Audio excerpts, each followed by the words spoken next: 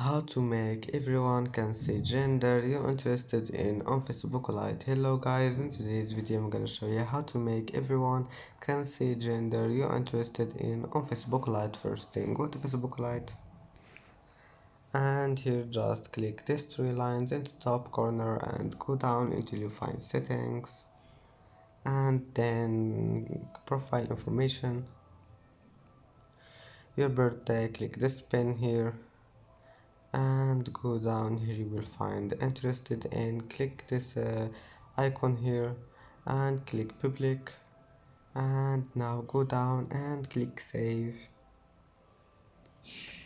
And that's it for today's video. If you like this video, please don't forget like and don't forget subscribe, and thank you for watching this video until the end, and see you in the next video.